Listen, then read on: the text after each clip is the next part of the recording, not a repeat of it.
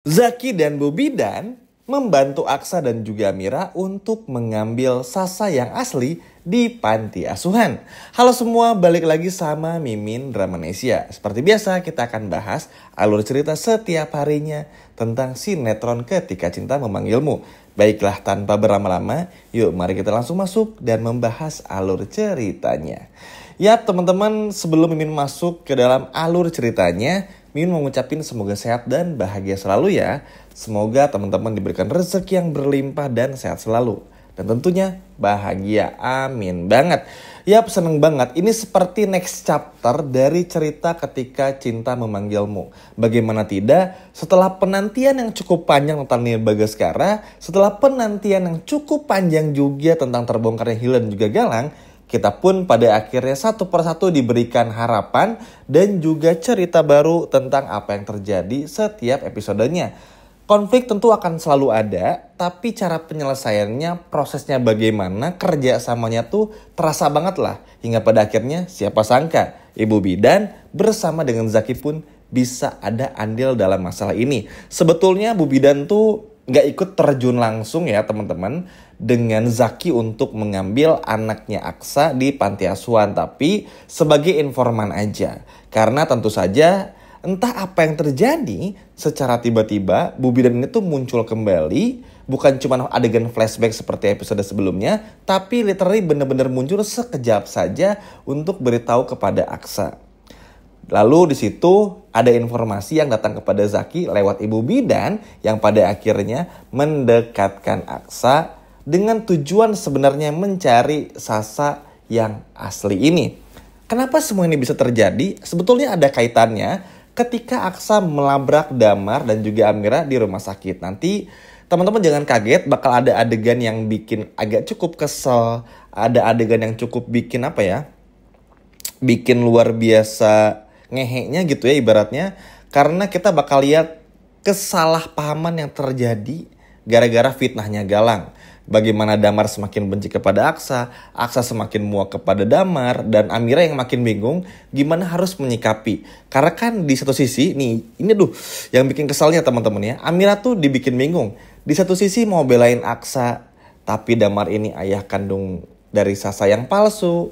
Tapi di sisi lainnya Amira nggak tahu mesti ngapain. Padahal secara logika ya, Aksa, Amira, dan juga Damar tuh dibodoh-bodohin aja. Karena Sasa ini nih, yang nggak sempurna ini, mohon maaf, itu tuh nggak ada kaitannya dengan anak kandungnya Amira atau anak kandungnya Damar. Sama sekali tidak. Tapi disitulah permainan serunya, kenapa masalah ini bisa terbongkar juga.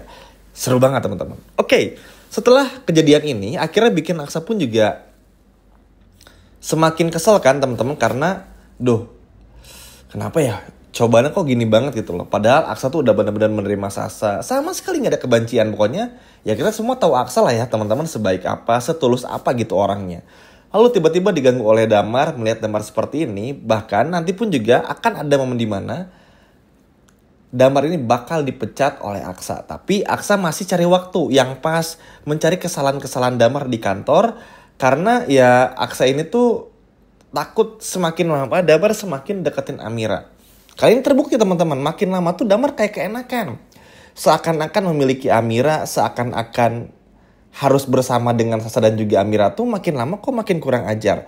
Cuma kan Aksa pun juga bingung mau mecat Damar, Damar pun juga hidupnya kesusahan sama nenek, mau pecat pun juga nggak enak. Jadi Aksa nunggu momen yang pas aja. Nah sebetulnya di momen itu kita bakal dibikin gemes gitu, karena harusnya sih Aksa bisa tegas. Tapi mungkin Aksa pun juga punya banyak pilihan, karena pasti bakal bertentangan lah. Mungkin Amira bakal nentang, kasihan mas, keluarga miskin kan, dan lain sebagainya macam. Jadi mungkin masih menunggu waktu juga. Nah tadi di awal kan Mimin bilang ada kaitannya nih. Jadi setelah semua ini terjadi, kekisuran ini datanglah informasi tersebut dan juga Bidan yang datang. Setelah semua itu terjadi, akhirnya dapatlah informasi kalau Sasa yang asli itu sebetulnya ada di panti asuhan. Tentu aja Mimin yakin sih pada awalnya Aksa sama Mira pun juga gak akan pernah ngeh ya kalau Sasa yang mereka pegang tuh Sasa yang asli.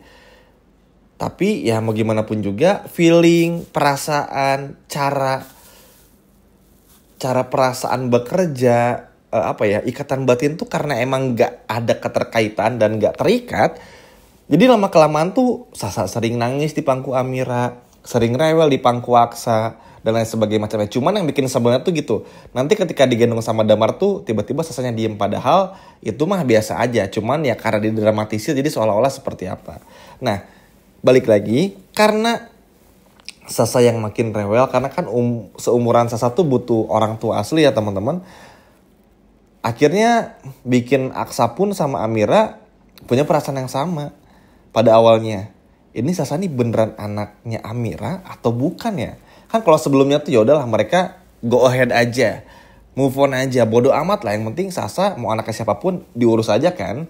Amira pun juga sama. Amira tuh mikirnya Sasa anak kandungnya teman-teman. Tapi setelah dipikir-pikir, kok kayak makin jauh, makin berbeda, muka nggak mirip. Banyak hal yang bener-bener jadi pertanyaan. Akhirnya setelah bertemu dengan Zaki dan juga Bidan, barulah akhirnya Amira sama Aksa pun juga menyadari. Memang pada awalnya baik Aksa maupun juga Amira tuh sama-sama nggak ngeh sekali lagi teman-teman. Karena nggak mungkin, sama-sama nggak percaya. Karena ya terlalu terpapar informasi yang sekejap mata. Padahal memang harusnya ketika Suster Endah ini berkata demikian, harusnya kan informasi ini tuh digali secara lebih faktual dan lebih dalam kan teman-teman. Nggak asal ngomong, nggak asal bikin kesimpulan, yang mana tuh bikin kecewa juga. Bahkan dokter Lana aja sampai marah-marah sama suster karena terlalu menggampangkan apa yang dikatakan oleh Suster Endah yang sudah keluar ini dari rumah sakit.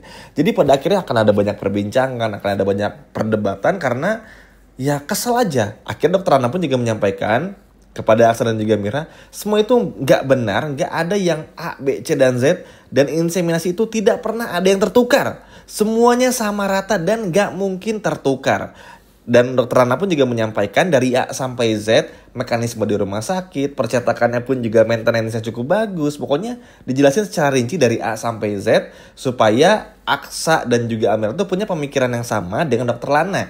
Biar nggak mikir yang aneh-aneh. Akhirnya setelah itu yakin dan juga mendapatkan informasi dari Bidan, akhirnya datanglah teman-teman. Langsung mereka bertiga, Aksa, Amira, Bidan, dan Zaki, akhirnya langsung datang ke panti asuhan.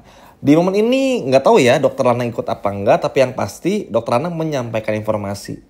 Seneng banget nih sama karakter dokter Lana yang karena akhirnya benar-benar bantu banget. Tapi kita yuk lanjut lagi. Setelah itu akhirnya menanyakanlah, bayi yang mana yang ditinggalkan oleh seseorang yang mencurigakan beberapa waktu yang lalu. Akhirnya keluarlah seorang ibu-ibu penjaga panti yang bilang kalau beberapa waktu yang lalu ada yang menyimpan seorang bayi di depan pintu dan menangis-nangis. Tentu saja teman-teman, karena itu adalah panti asuhan, pasti bakal diurus dan juga dirawat dengan sangat baik. Akhirnya dicarilah bayi tersebut yang sekiranya memang mirip sama Aksa dan juga Amira. Nah, memang PR terberatnya di sini adalah untuk benar-benar mencari tahu teman-teman.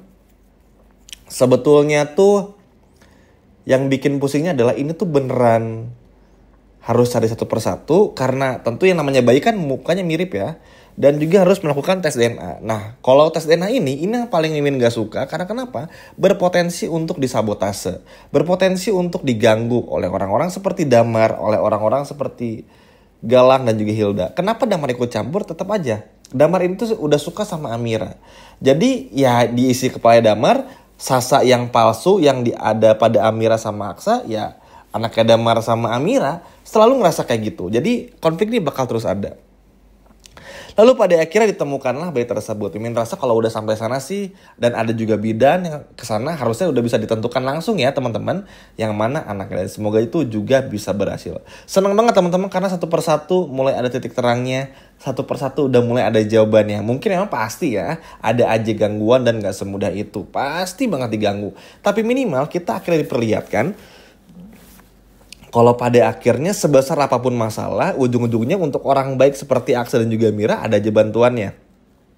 Mulai dari bagaimana Palian Bagaskara yang sadar, lalu juga hingga momen dimana kita akhirnya mengetahui kalau Bidan bisa membantu Aksa untuk membawa Sasa yang asli ke pelukan Aksa dan juga Mira.